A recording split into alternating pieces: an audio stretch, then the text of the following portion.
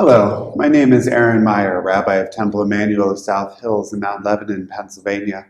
Psychologists and social scientists know it as the availability heuristic, the ability of our minds to prioritize that which they have seen most recently. Sometimes this is to our benefit, for when we see in the news about a growing Powerball lottery, we see ourselves as having a greater possibility of winning than we actually do. When we see scary things on the news, it can convince us, though, that bad things are more likely to happen to us than they actually are. And unfortunately, when we stop seeing things on the news, because we're not seeing them constantly, repeatedly, because we haven't seen them recently, we tend to think that they no longer exist. Nothing could be further from the truth, and indeed there is so much work still to be done in this broken and troubled world, which makes it all the more important to be able to refocus and re-energize around conflicts in this world that continue to require our attention.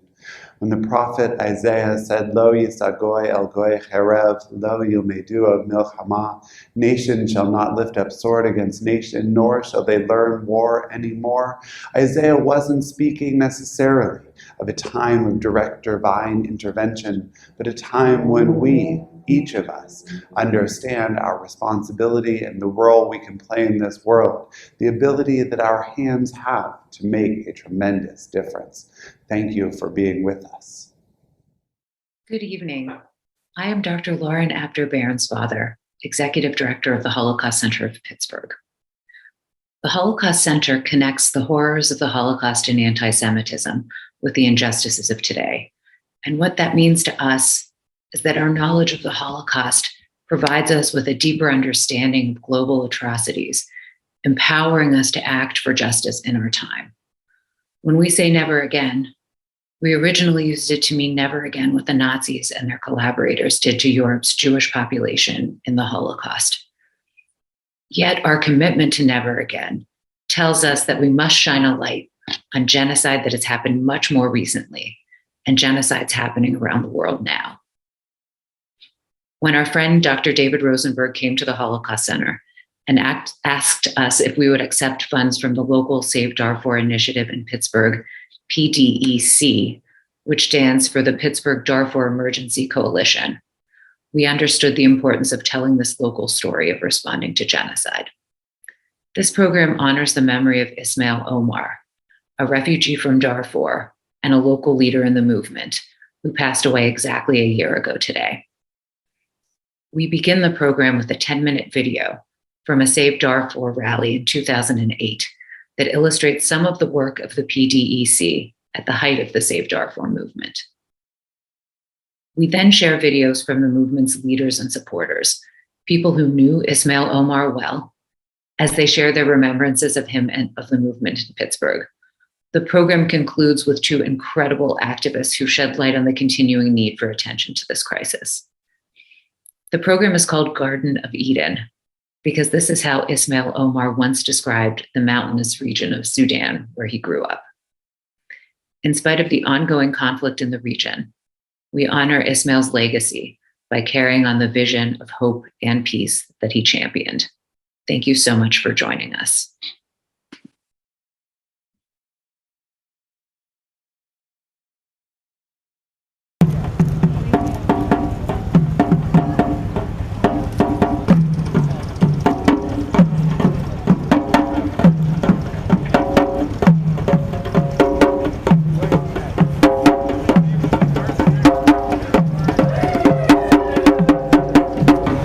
Good afternoon, Pittsburgh. Yeah.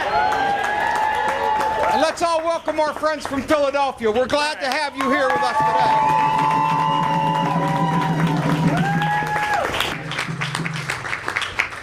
today. This is an important cause we need to keep alive, and we need to keep on the front burner. You know, it's hard for people to get their heads around catastrophes. We look at the cyclone in Burma. We look at the earthquakes in China. And those were natural disasters. But Darfur is a man-made disaster. And we need to keep it on the front burner till it stops so that we can end the genocide. If you ever I see all these signs of different villages in Darfur, and we now know that there are some over 2,750 villages that have been burned. People have been killed. Just go on a website today, go on to Google, on Google.earth, and type in Darfur, and you'll see an enhanced version of the Sudan, and you'll see spots where there used to be villages, where there used to be people, where there used to be young children. They're not there anymore. They're dead. Many of them have been brutalized, raped, and go over to the neighboring borders in Chad, and you'll see the same thing. We need to stop the genocide. We need to wake up not only America, but every country in the world and demand that the Sudanese government allow the peacekeeping force to get in there and do their jobs and restore order in Darfur. Now we're going to have our Darfuri friends from Philadelphia read the names of some of the destroyed villages whose signs we're carrying today. Thank you. Thank you, the people of Pittsburgh. Really, it is not the first time to see the people of Pittsburgh are making rallies to stop the genocide in Darfur. I met people of Pittsburgh in Washington, D.C. rally. Last February, we also came here for the rally. And today, really, this is a wonderful rally. This is some of the villages I visited before, and I used to help the people there. And now all entirely have been burned.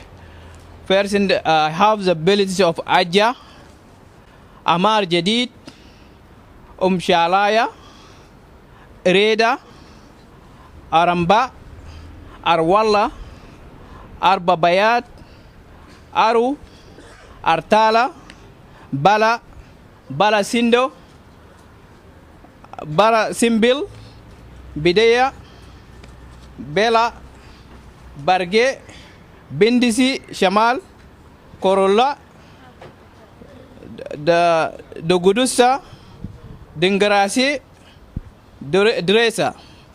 These are these villages from West Darfur. Thank you. Welcome. Thank you. Speak as loud as you can. These are some more villages. Anka, Banjadid, Disa, Haskanita, Soba, Tarni, Pataborno, Korno, Korma, Tawila, Kutum, Tina, Gabir, and Katul.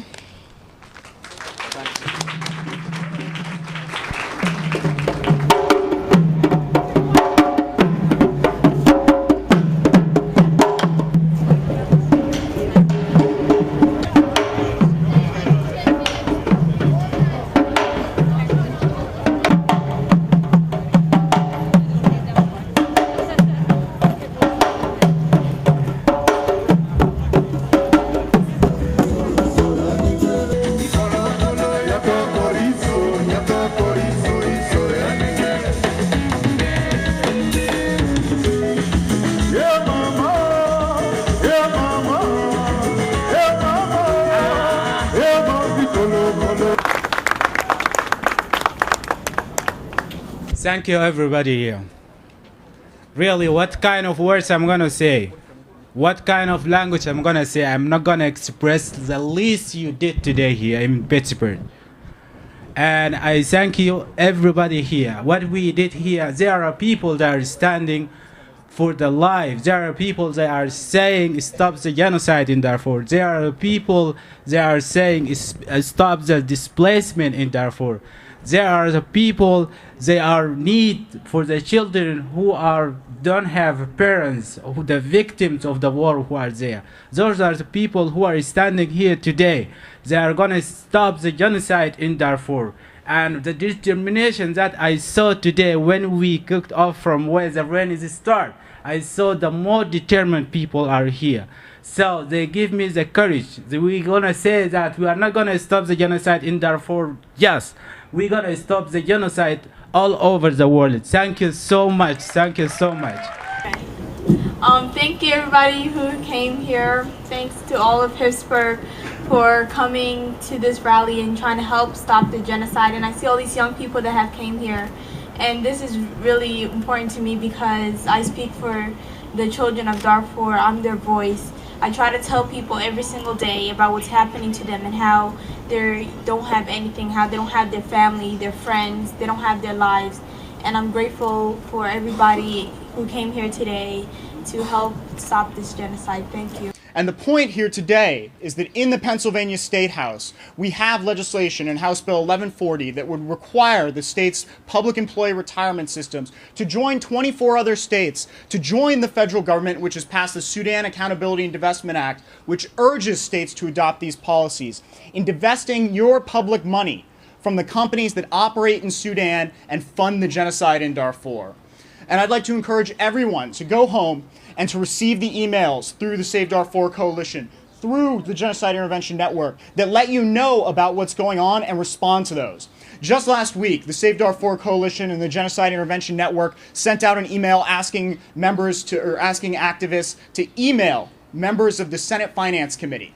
2 hours after that email was placed, I received a call from the offices of a senator that's on that committee, and that office told me, we're in full support of this bill. We just received 420 emails in an hour and a half, which speaks, of course, to the work that everybody here is doing and everybody will continue to do. And they told me outright that they are in support of the legislation, will work as hard as they can to pass House Bill 1140. And ladies and gentlemen, as much as we go home every day and sit down to watch TV, we can take 2 minutes to make a phone call, to send an email. And you should know that those emails do affect change. Those phone calls do affect change. And as we've stood here today and had speakers tell us about how proud they are that we're working on it, we've listened to them. But we need them to be cognizant of the fact that they're ready and waiting to listen to us.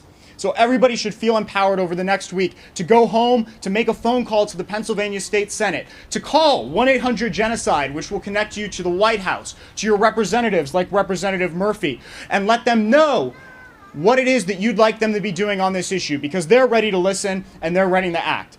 There are several points I want to make. The first point that I want to make is how important it is what you're doing, and that you are not alone. Just in the last couple of months, I've been traveling around to events organized by local Darfur activists. I've been to San Antonio, I've been to Houston, I've been to San Francisco. There are activists in Chicago, in Philadelphia, in Boston, in Southern California. This is an incredible constituency of conscience that has grown up around this issue. Uh-oh, here we go. And it's continuing to grow, and it's reaching internationally. And the only way that we will ever stop this genocide is if this constituency demands that it be stopped and demands that our governments act instead of standing idly by. This is a prayer in Arabic language, just a little prayer. Bismillah ar-Rahman ar-Rahim. ربنا يرحم الشهداء اللهم ارحمهم واغفر لهم إن كانوا محسنين فزد في إحسانهم وإن كانوا مسيئين فتجاوز عن سيئاتهم اللهم ارحمهم جميعا يا الله وادخلهم الجنة مع الصديقين والشهداء وحسن أولئك رفيقا آمين يا رب العالمين. Say Amin. Amen. Thank you so much.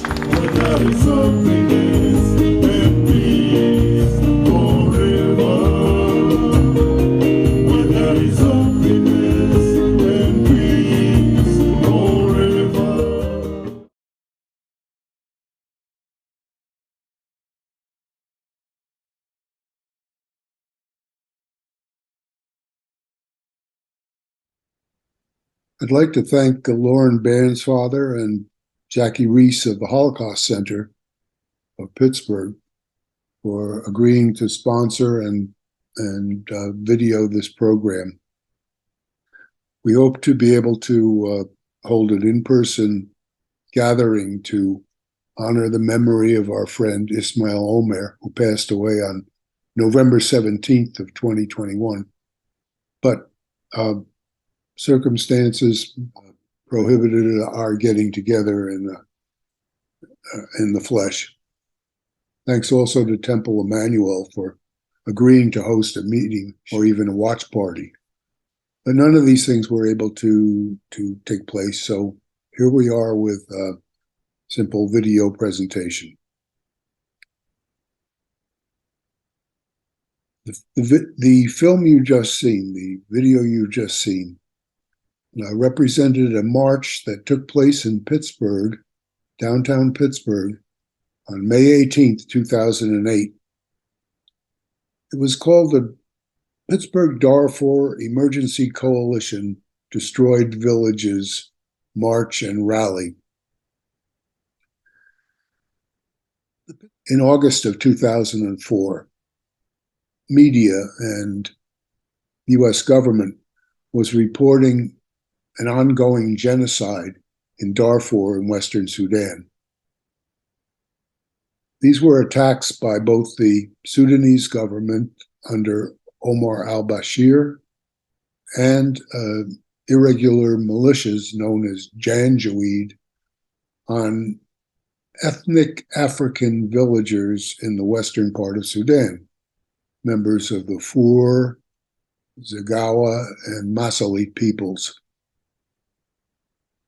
Heart-rending photographs and of mass killings, shootings of innocent men, women, and children were coming across the news feeds at the time. And our response in Pittsburgh was similar to that of other cities and places around the country. Something had to be done. So Molly Rush, Wanda Guthrie, and myself decided to have a founding meeting in the Church of the Redeemer in Squirrel Hill, Episcopal Church of the Redeemer. And it was from there that the Pittsburgh Darfur Emergency Coalition was launched. At the same time, student groups, or shortly after, were beginning to form, grouped together under an overall heading called STAND, Students Taking Action Now Darfur. The students really proved to be the powerhouse and the power behind a lot of the coalition's work, a lot of the advocacy that took place in Pittsburgh. And you will hear soon from two of the student leaders of the STAND chapters in Pittsburgh in the period after 2004. In addition, religious organizations, religious leaders, and political leaders like Congressman Mike Doyle, who appeared in the video, were also concerned and interested in getting involved. So in 2004, then, in coordination with a national formation that was coming to be called Save Darfur, Pittsburgh Darfur Emergency Coalition undertook a series of actions, marches, rallies, postcard campaigns, petitions to city council to pass resolutions, letters urging Congress people like Congressman Doyle and others to act, and so forth. And so these activities went on up to and including through that march that you've just seen. They included a huge rally in Washington, D.C., where PDEC was able to organize 5 busloads of people from all over the region, took part in those national events, and also continued the pressure locally. So the reason that I thought it would be desirable to show the 2008 video of our march in downtown Pittsburgh is, it was a home-cooked initiative. It was the signs of destroyed villages in Darfur as an effort to show the magnitude of the genocide that was going on there. Secondly, I wanted to emphasize the broad participation of the community in the effort. The organizing meetings were held for the march, and the rally were held at the Tree of Life Synagogue, where my family and I were members at the time. Tree of Life was not just a central worship space, liturgical center, center for Jewish education and training, but also a community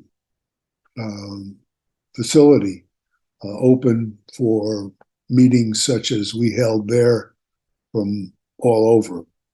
At the video you just saw, you saw some Darfuri refugees reading the names of the destroyed villages.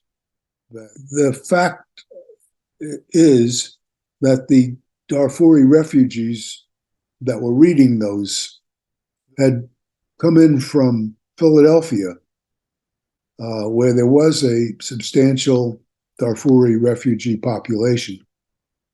But in Pittsburgh, as of 2008, we didn't have Darfur refugees. We had many folks from South Sudan, but no refugees, no immigrants from Darfur in the western part of Sudan. This all changed, and was to change, when Ismail Omar, our friend who passed away on November 17th of 2021, and whom we remember today, this all changed when Ismail and a small group of Darfuri refugees when they were given entry to the United States, and in particular to Pittsburgh.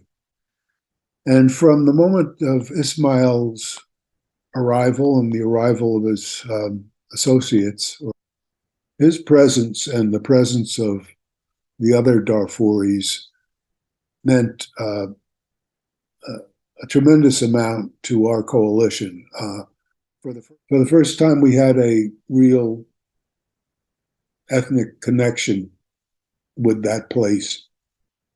And Ismail, in particular, was both politically engaged with the struggle in his homeland and anxious to share what he knew and contribute to our efforts.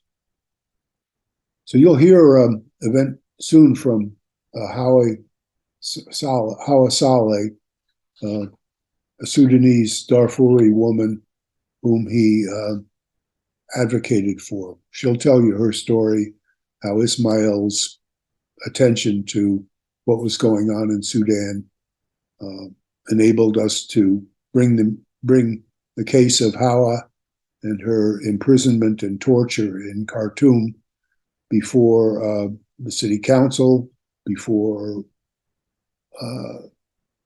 Congressman Doyle, before Senator Casey, and eventually before Secretary of State Hillary Clinton, with the result that within a matter of not too long, Hawa was freed from her detention and was enabled to eventually find her way to the U.S. and to Pittsburgh, where she was honored by Secretary of State Clinton as a woman of courage. Ismail meant so much to our group. Whenever we had a lobby visit, he found time to make that. Whenever we held our annual forums, which we started to do as the kind of the overall temperature of the Save Darfur movement lowered, we held annual forums in the East Liberty Presbyterian Church. And Ismail always paid from his hard-earned funds to finance the wonderful food that our friend Kosar Albay provided at these gatherings. His relations with Darfuri diaspora folks from around the country and internationally helped us identify speakers and bring in important voices to as we held our meetings, which attempted to find solutions to the ongoing problems there.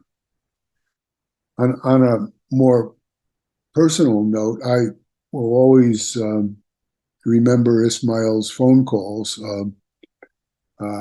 He'd always start out and say, "How are you, my friend? Long time no hear." He had an almost Jewish art of guilt tripping you right off the bat, but he was a loving man, and what he had to communicate was often that something was going on in Sudan, something was going on in Darfur that needed our attention, and we would meet at the Starbucks in Banksville Plaza, and we over tea and coffee, and he would tell me what was going on and his hopes and thoughts about a democratic transformation in Sudan and a peace and return to prosperity for the Darfur in the western part of Sudan. His mother and other relatives were there in the camps,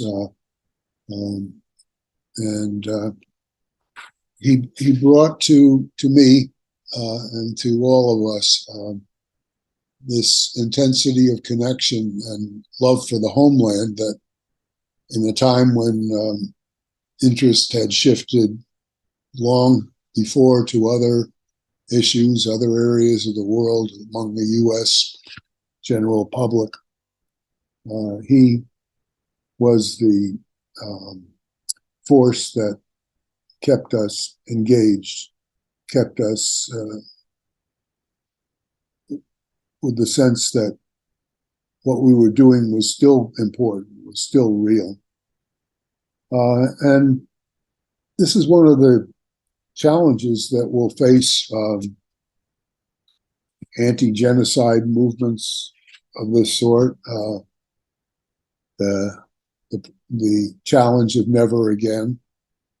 Sometimes the solution to the ongoing oppression is not something, or often or always not instantaneous. Things have to be from the postcards, things have to get to the decision makers. They have to get to the State Department.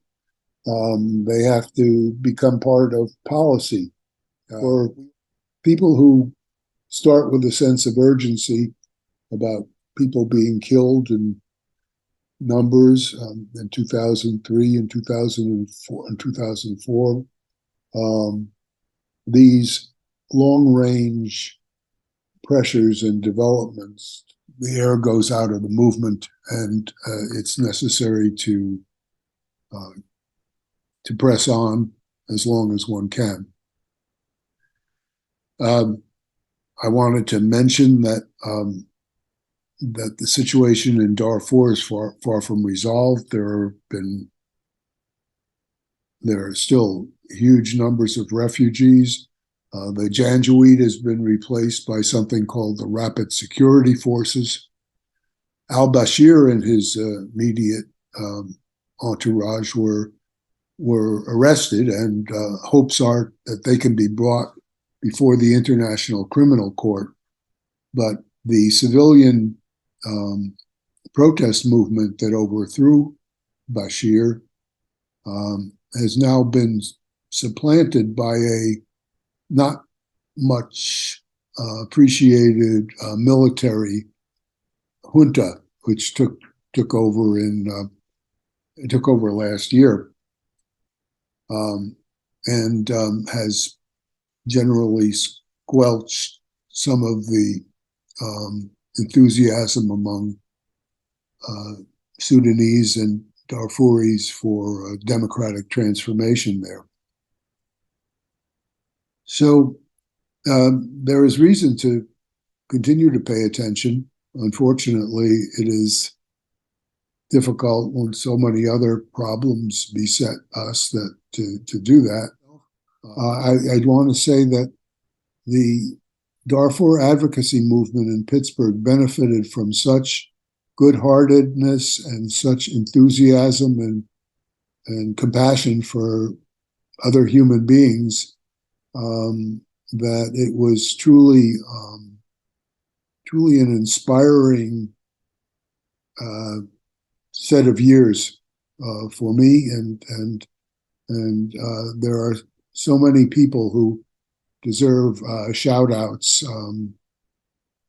but we have a limited time and a limited program, and we wanted to focus on our dear departed friend Ismail Omar, who leaves behind a marvelous, promising young son, Mustafa Ismail. So thank you again, and thank you to all my friends and Ismail's friends who agreed to participate in this video. Thank you.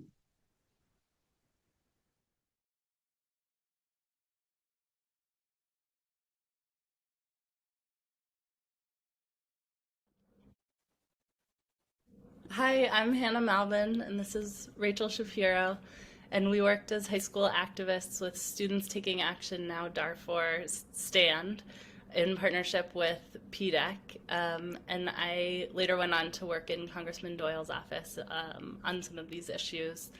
And we got to work on events and campaigns to raise awareness about the genocide in Sudan and work to put an end to it. And in reflecting on our experience, PDEC was such a warm entry ramp to activism, to getting to collaborate with the whole community. Yeah, it really was. And it was such an amazing experience for both of us to watch PDEC grow and create the space for activism in Pittsburgh that it did, and to watch folks from all over the city and involved in all sorts of different community organizations to all come together at the same table and collaborate to raise awareness to end the genocide. David asked Hannah and me to say a word about Ismail in his tribute, and we're so honored to do so. Honestly, Hannah and I didn't get to work directly with him, but we've been so inspired by the work that he has done and his commitment both to ending the genocide and to helping folks like Hawa and others get out and escape Sudan and start new lives here, and creating such a pathway for folks to participate in activism and affect change. And so we're so honored and grateful to be able to take a moment in his honor. We want to extend our condolences and our best wishes to his friends and family, and in the celebration of his life, and want to extend our appreciation for PDEC's long-standing support of Darfur. This is my memory of the late brother Ismail Omar. I knew Ismail since his arrival in Pittsburgh till his last moments. He was truly a great addition to the community and Pittsburgh Darfur Emergency Coalition. Ismail was a loving person and hardworking as well. Ismail's message was always a message of unity, togetherness, and a voice of the voiceless. Late Ismail, at his free time, spent time watching news and knowing what's going on around the world. Above all, Darfur was always in his heart. He loves Darfur. He loves the people of Darfur. He wants to see peace in Darfur and other parts of the Sudan. Although late Ismail's life with us was shortened, his loving memories will never be forgotten. And I truly believe that Brother Ismail is somewhere there listening to the memories that we are saying here today about him. Hi everyone, my name is Kausar Albi from Sudanese community here in Pittsburgh, originally from South Sudan. I had the privilege to know and work with our late brother Ismail Omar, where we worked together with our good friend David Rosenberg, the director of PDEC, and the rest of the group, Mary Dawn, Benedict, Karen, Kevin, and in here, and many other here in Pittsburgh and out of the state. Ismail was very active in our group, especially after he came from Sudan, where we used to not have a big Darfurian members or community here in Pittsburgh. And he was very, very known for his love for Darfur and believed in the issue of Darfur. He always dreamed that one day the genocide will end, and that people needed to know that everything that they heard that happening in Darfur is real. He will make sure that he will track down the sources of the information that he's bringing. He play a role of helping and being a big brother to many individuals here in the United States or in different places in the diaspora. And he was very supportive too for his friends here in Pittsburgh, a good neighbor. He had a big group of friends that he dealt with them in a way or other, was very respectful. He was very supportive whenever we have any events here in Pittsburgh or March. Whenever we start preparation of food or event, he's always there accommodating our guests, and many times extended their stay in his place. The late Ismail was very generous when it comes to food preparation. He always pay more, or most of the time he will be like, I'll take the food responsibility in full. And he always the word of his the man of his word. He was always the man of his word. Our late brother Ismail will be truly missed, and we will keep him in our prayers. Hopefully we will keep his dream alive to restore the dignity of the Darfurian people and to bring the real peace in their life. May his fighter, great, humble soul rest in peace. Thank you. Hi, I'm Mary Dawn Edwards. As a member of the Pittsburgh Darfur Emergency Coalition, I had the privilege of working with Ismail during his years with our group. I always admired his generosity and his dedication to his family and to his homeland. Although he was taken from us far too soon, the campaign for freedom, justice, and peace in Darfur and in all of Sudan lives on. Hi, my name is Kevin Cox, and I have been a volunteer with the Pittsburgh Darfur Emergency Coalition for about 10 years. And friend of Ismail for about 13 years since he first came to the United States in 2009. One of the things I always fondly remember of Ismail is the way that he was always smiling and able to be positive no matter what circumstances he was facing. And also his willingness to always step up and serve and speak up for his fellow Darfuris, both here in the Pittsburgh area and back home in Darfur.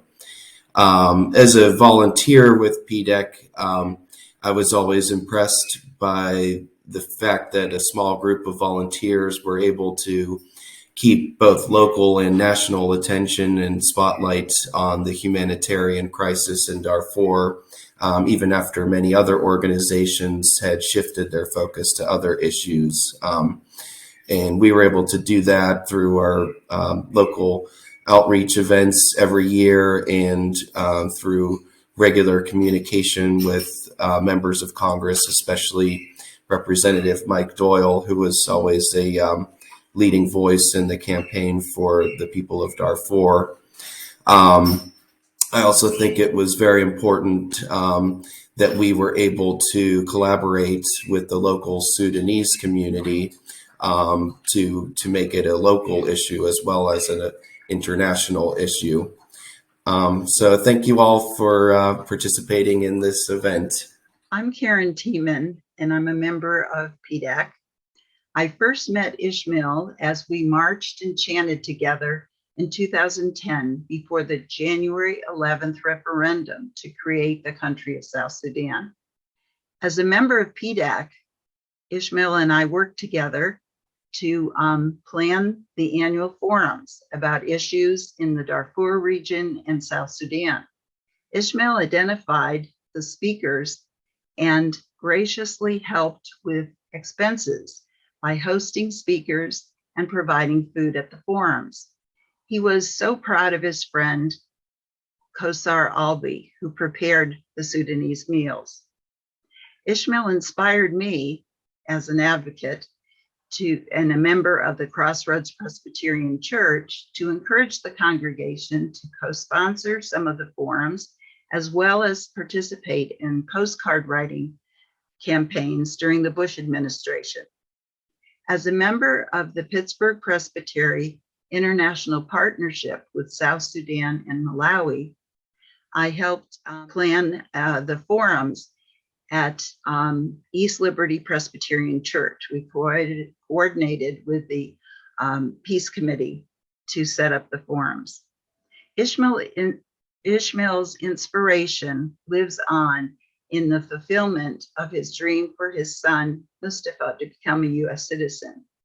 I was pleased to be witness the citizenship ceremony this year.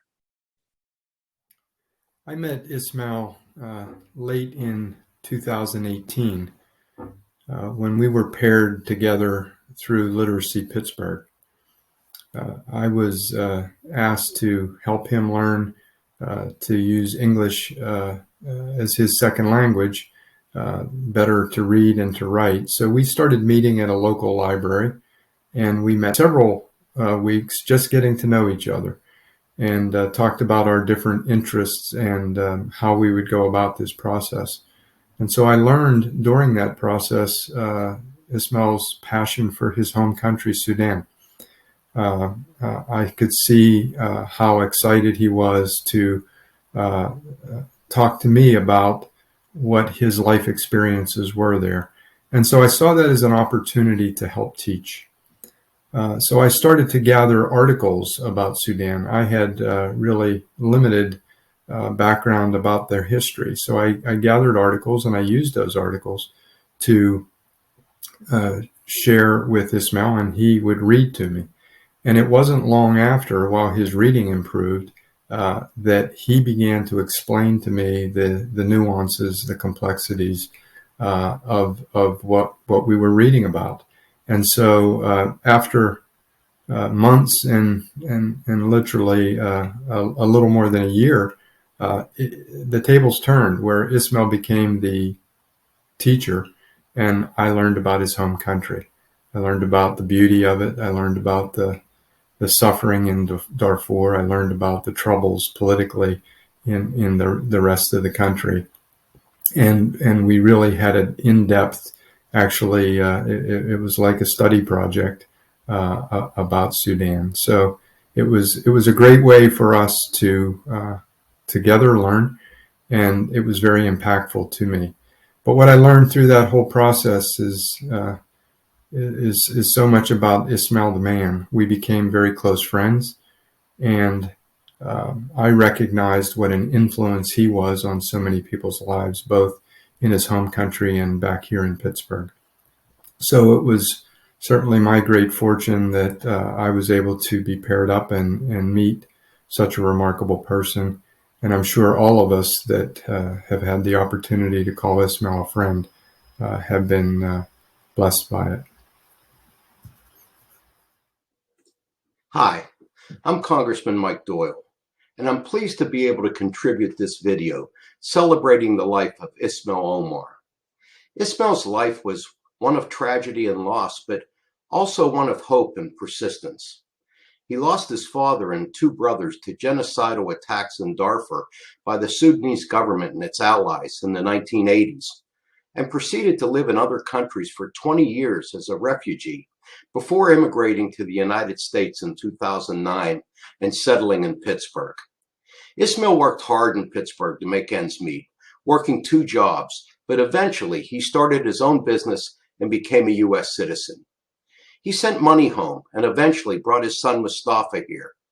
His truly was the American dream, the classic immigrant story. But through all of that, Ismail never forgot where he came from, and he dedicated his life to fighting for Darfur.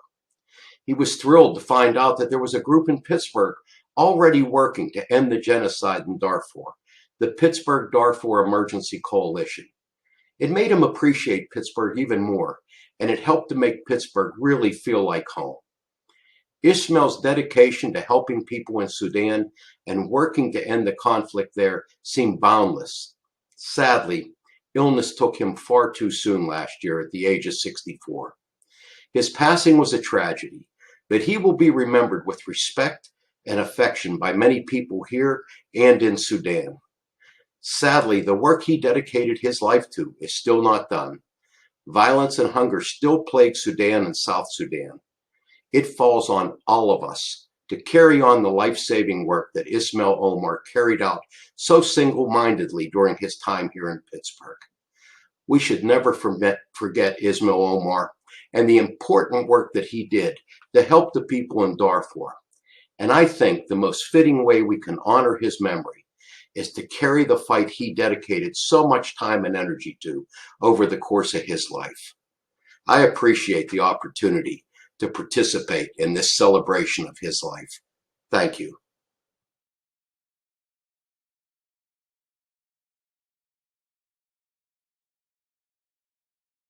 No, thank you so much for, even having me. And I also would like to, personally thank you, David, and the Pittsburgh Darfur Save Darfur Coalition as well too. They have been done, so amazing in the community, and they have been so well done.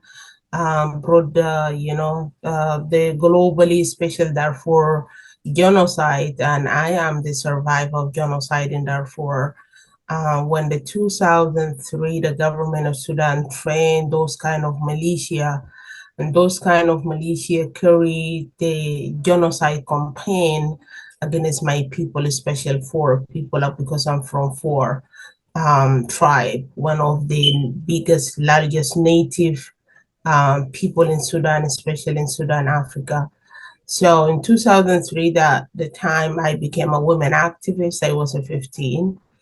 And keep fighting and giving a voice for the women, and being in the front line as a woman, and especially an activist and an advocate for the community, and especially fighting for a freedom. This has been a big challenge in my whole life. I even, become as a refugee in the camp. We lost everything. So many members of the community and especially my own family has been killed, a part of the genocide. But then we been survived and come to the refugee camp. That was a place I grew up. There's a place I went to college. There's a place I raised my voice and became an activist and an advocate for civil rights and the freedom.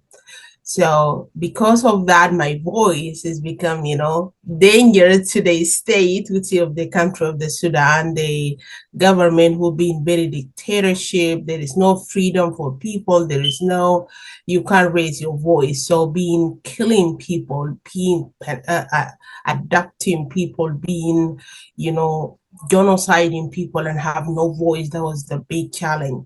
So I was decided to, put in my life in the risk so I can give a voice to my own people. And the government keep being targeting me. So I've been arrested through my whole entire time over 5 times. And I have been sentenced twice. So the last time one, which is 2011, that was a big, that was a big one. And I never imagined I could even survive. And that was a tough one. So, but because of people like you guys, the Holocaust Center and then the Save Darfur Coalition group like David Leadership and all of that, and Ismail, that's the way I have been connected. So, and that was so amazing. So Ismail is one of the people who are, being the one who survived me. And I'm so thankful for, we've been remembering him this month. Ismail is one of the kindest, he was so kind person and he was really committed. He was a very hard working person. So we are in the same tribe, which we are in the 4. So he was a part of the 4 community as well too. And the way that we connected, because I was being an activist, so everybody know me.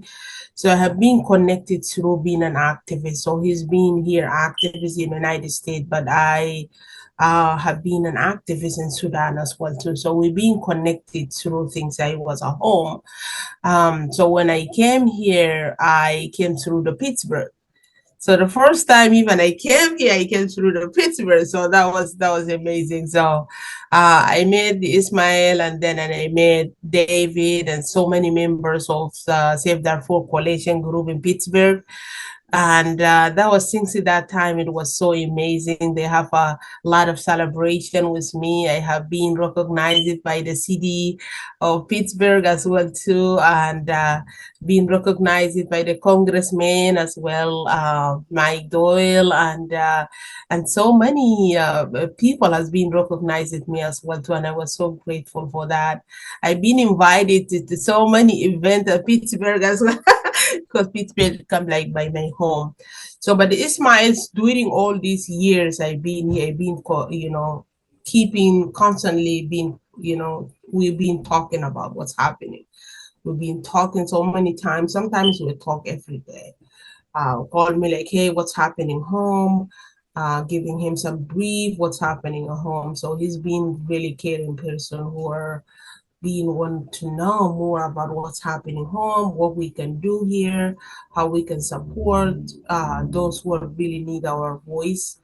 So yeah, he was truly someone who been doing amazing, and I was so grateful. Even he's not here, we still remember him and his son Mustafa as well too. He is definitely with James. I've been also, in touch with them as well all time, and looking is my own son. And I checking him, hey James, how is Mustafa doing? And he's keep giving me brief. He's in the camp, he's in the college, he's a strong boy. And that was like, yeah. He definitely is going to be a strong man as well too, since he's in the military. And then he's a student at the college as well too. So we just can't wait as well too to light up after his dad gone, to be someone other could look up to. And I'm definitely so grateful for everyone who been giving a voice to the Darfur survivor and Darfur, the genocide survivor for so long years. Unfortunately, the genocide is still happening even today.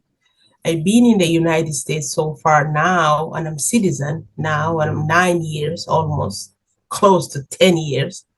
But it's still happening. There is no justice. My family, they're still in the refugee camp. There is millions of people still in the refugee camp. There is no peace. There is no justice.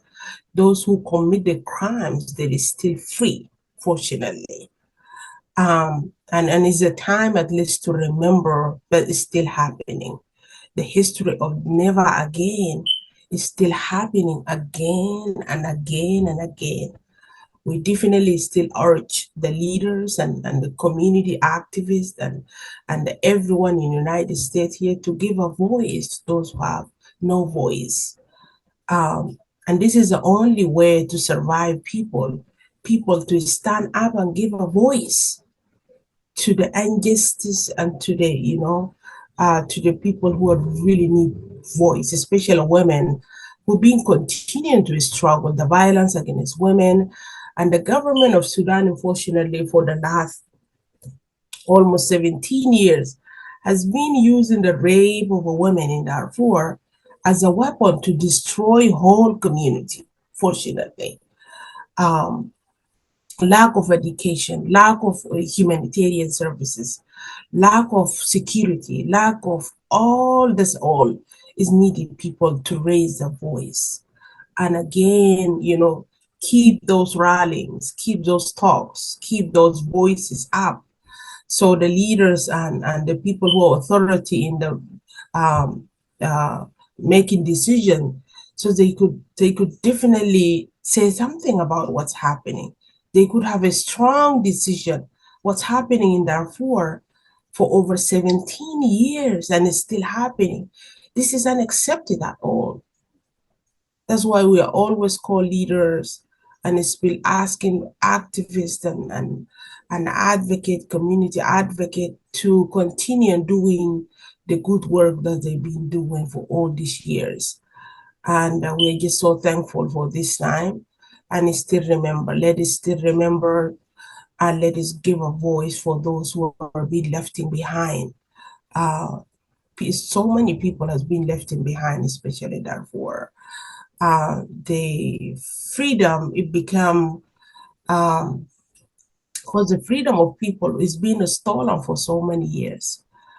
And freedom, we know freedom has a price, but definitely this is a time as well too to support those who are keep fighting, and as well too, so they can definitely have the end of victory of the freedoms and peace and justice in Sudan. Without change as well in Sudan, also there was no freedom is going to be sustained, because there is no peace now. Everything has been, fortunately, those who are committed crimes of genocide, the leader of militia, now they are leading the country, the leader of the militia, fortunately. And that's the sad part. Those who are committing crimes yesterday and committing the genocide, they're now who are leading. So there is no way to imagine this someone who commit crimes again to bring peace. It's never happened. Now will never happen, someone who commit genocide and bring peace. It's never happened. So we need the world and we need the government of the United States here to recognize how crazy is that someone who committing genocide to bring peace in the same time. Never happened. Those who commit crimes, they should face a justice. And those who are still fighting for freedom definitely need support. Need support. Those who are fighting for freedom, freedom need to be fighting. There is no freedom free. That's why those who are fighting in the front line, they need support from the US government. They need support from the people who believe in the freedom and the justice and democracy and all of that. And this is just the time to, put my voice as well to the voice of those who have no voice. to hear what's happening. Yes, we all have a responsibility to raise our voice. We all have a responsibility to say that what is wrong is going on is wrong. And its crimes keep happening and happening and happening, especially in Sudan and in Darfur. This is all we are paying. We are here, we are citizens here, but we are paying because our family is still paying. We're home back. So we truly urge the leaders to step up and keep committing for what's the right and keep committing the responsibility to say what's happening in Sudan should stop. The peace and justice will be the priority. Security for the people who are still in the refugee camps. 17 years someone in the refugee camp. Imagine those who were raised as young kids. Today they're adults, but they raised in the refugee camp, which is where the location, which is a lack of everything, lack of food, lack of services, lack of education, lack of health, lack of everything. Before, I remember there was so many, activists, and there is so many non-profit organizations. There is so many humanitarian coalitions who have been doing good things in Sudan. But then for the last almost 6 to 7 years, the things has been changed. I know the pandemic has been changed everything in this world. The pandemic has been changed everything in the world, but in the same time, we're still calling people to before, like a Save Darfur has been so active. The Save Darfur Coalition in Pittsburgh as well too. They have been done so amazing job for so many years. Act for Sudan. There is so many survivors coalition organization, including the United States, including the Save the Children, including so many organizations. That's why we are calling everyone who has been doing that job for long years again, just to raise their voice, to stand up again. Since there is nothing happening, still the situation the same, still the suffering continue to happen and keep happening. Women continue to suffer. Imagine every day, every single day, women has been faced that kind of violence. Women continue to be raped, continue to be killed, but there's no voice. We are truly still called the United States government special to have a big voice in Sudan and especially in Darfur. Peace should be a priority in Darfur, and the justice as well too. Hi, my name is Esther Sprague, and I'm the founder and director of Sudan Unlimited and a co-founder of Act for Sudan. Thank you for this opportunity to participate in this online PDEC forum to honor the life of Ismail Omar and to reflect on the Save Darfur movement and action needed now to end serious crimes against the people of Sudan and to support their struggle for freedom, peace, and justice. I live in San Francisco, but I feel like Pittsburgh is a second home, especially with regard to advocacy. The Save Darfur movement was powerful in raising awareness about genocide in Darfur. We had important national leaders, but we also had local leaders who played key roles in causing the movement to grow and be effective. The Pittsburgh Darfur Emergency Coalition is one of those local leaders. Your summits and forums provide key times each year to hear from Sudanese and South Sudanese and other key leaders about events on the ground and important ways to respond. You've created an opportunity for people to connect and to feel challenged and inspired. My first time to visit Pittsburgh was for the 2010 Pittsburgh Summit on the way forward in Darfur and South Sudan. It was a very impressive event, especially with the numerous white signs on the lawn of Carnegie Mellon that displayed the names of Darfur villages. There was an incredible lineup of speakers, and it was a great opportunity to connect with other activists. One of my fondest memories was the opportunity over lunch to tell Special Envoy Scott Gratian that cookies and stars were not an effective tool for ending genocide in Darfur. I believe the next time I visited Pittsburgh was for the 2016 PDEC Sudan Forum on Sudan and South Sudan, where I was able to meet Ismail Omar. We have pictures together visiting the offices of Mike Doyle and Mayor Peduto. This was such a special forum because we had a great group of Sudanese and South Sudanese speakers, and we had plenty of opportunity throughout the weekend to engage with each other and with Brianna Green, the representative from the U.S. Special Envoy's office, who also participated in the forum. I remember she came to the forum with one perspective and left with another. The forum provided her with important information to take back to Washington. I thought I would read a special statement from that forum. We are Sudanese and South Sudanese living in other cities of the U.S. or Canada who came to Pittsburgh, nearly all for the first time on April 24 and 25, to participate in a forum sponsored by the Pittsburgh Darfur Emergency Coalition. In Pittsburgh, we stayed and ate with friends and relatives from our homeland who had found new homes here. We had an opportunity to see and admire the beauty of your rivers and hills and the diversity of your neighborhoods. We were impressed and moved by our meetings with your political leaders, as well as with ordinary citizens. Between meetings, on a bright sunny day, we took the duck boat tour.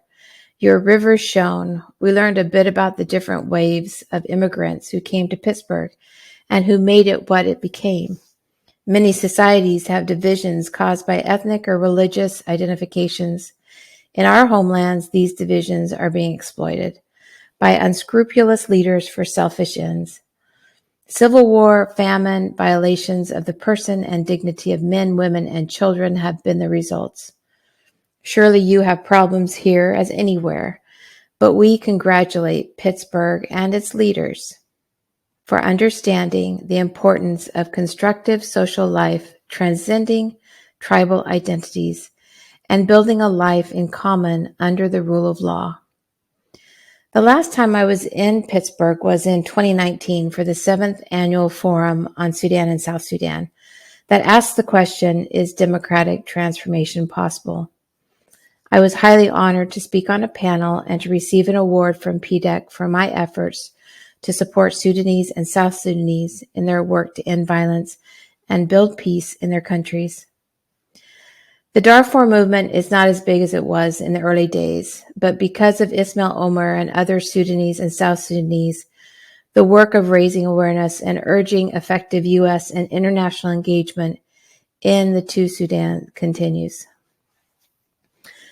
This month, I listened to a man from Darfur describe the current situation in Darfur to State Department officials.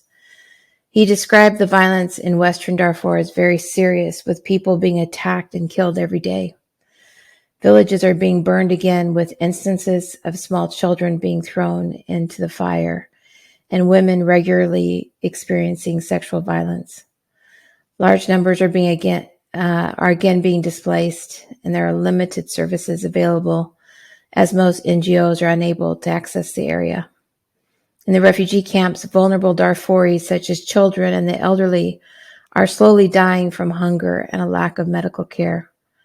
Compounding their suffering is a distinct sense that they are forgotten by the international community. Recent events might suggest they are right. While the international community is working to negotiate a return to a civilian-led government in Sudan, General Burhan, one of the leaders of the coup, was able to represent Sudan at Queen Elizabeth's funeral and at the UN General Assembly in New York City. In addition, Sudan was recently elected to the UN Human Rights Council. Burhan staged the coup with General Hemeti, the leader of the Janjaweed, now labeled the Rapid Support Forces. Burhan and Hemeti have a long and well-documented history of genocide, mass atrocities, and war crimes during the Bashir era. Post-coup, the generals are responsible for deadly violence and serious human rights abuses. Growing evidence suggests the generals are behind the worsening violence in Darfur.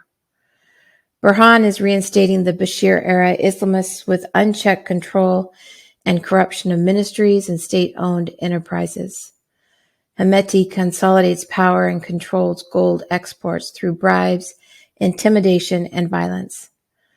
The two are engaged in a web of illicit activity, destabilizing and endangering the region, and they support Putin and his associates in their crimes in Europe and on the continent. We've asked Sudanese how the U.S. can engage most effectively in Sudan and prevent the normalization of the coup and its leaders by the international community. We have heard consistently that the U.S. should impose targeted sanctions on Burhan and Hemeti and their companies. The targeted sanctions should be accompanied by clear benchmarks that provide incentive for genuine cooperation and change by the generals that leads to reestablishing a sustainable civilian-led transitional government. On the anniversary of the coup, October 25th, we sent a letter with this message to President Biden. The letter was signed by 100 human rights defenders, including the Pittsburgh Darfur Emergency Coalition. Ismail Omar's obituary stated that no matter what else he was doing, Mr. Omar made it a priority to keep the genocide and violence in his homeland front and center. May we be like Ismail and never forget the commitments we have made or the people who depend on us to be their voice in powerful places. We never know for sure the difference we are making, but we know for sure that if we are not making noise, there will be deafening silence. Thank you again for this opportunity and for the important work you do to support the people of Sudan and South Sudan.